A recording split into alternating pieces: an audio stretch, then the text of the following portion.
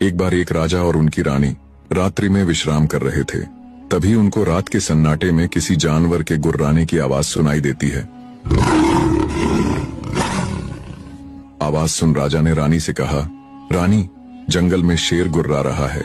रानी बोली, नहीं महाराज, वो शेर की नहीं बल्कि शेरनी की आवाज थी। राजा ने फिर से बड़े दृढ़ विश्वास के साथ रानी से कहा, नहीं रानी, वो गुर्राने की आवाज शेर की ही थी। रानी फिर बोल पड़ी, नहीं महाराज, वो दहाड़ शेर की नहीं बल्कि एक शेरनी की ही थी। राजा ने 3 बार उसे शेर बताया और रानी ने तीनों बार शेरनी ही कहा। दोनों अपनी अपनी बात पर अटल थे। राजा को उसकी बात बार बार मोड़े जाने पर बहुत क्रोध आया। अपने अहम को यूं झुकते देख उसने रानी के सामने एक शर्त रखी, मैं सिपाहियों को जंगल भेजकर अभी पता करवा लूंगा कि वो गुर्राने की आवाज शेर की थी या फिर शेरनी की। जिसकी बात झूठ निकली उसे इसी क्षण सदा के लिए राजमहल छोड़कर जाना होगा। राजा ने सिपाहियों को पता करने के लिए जंगल भेज दिया। रानी जानती थी कि वो आवाज शेरनी की ही थी। उसने विचार किया, जब सिपाही आकर राजा को सच्चाई बताएंगे तो इन्हें राजमहल छोड़कर जाना पड़ेगा। इनके बिना राज्य कैसे चलेगा? इससे अच्छा तो मैं ही राजमहल छोड़कर चली जाऊंगी। इसी में राजा और प्रजा दोनों की भलाई है। इस सोच के साथ रानी पहले ही महल के प्रवेश द्वार पर जाकर खड़ी हो गई।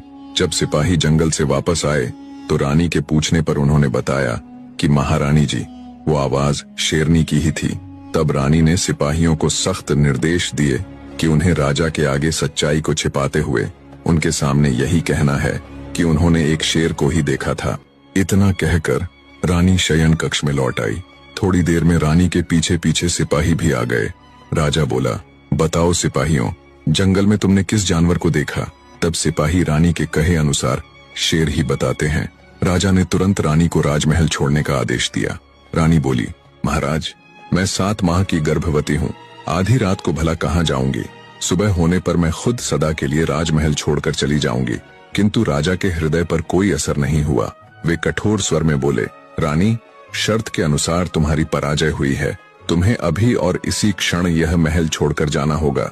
उस समय वचनों का पालन किया जाता था। अंततः राजा के कहते ही रानी उसी क्षण राजमहल छोड़कर चल पड़ी। चलते हुए उसने अपने साथ बस एक बुना हुआ कोट लिया, जिसे वो अपनी होने वाली संतान के लिए कई दिनों से बुन रही थी। आधी रात को रानी राजमहल छोड़कर निकल तो आई, पर अब घने जंगल में उसे तरह तरह के जंगली जानवरों की आवाजें आ रही थीं। मारे भय के रानी के प्राण सूखे जा रहे थे। गर्भवती रानी आधी रात को जंगल में ठोकरें खाती फिर रही थी। ये साफ साफ दर्शा रहा था कि राजा अपने स्वाभिमान के चलते ये भी भूल गया कि रानी गर्भवती है।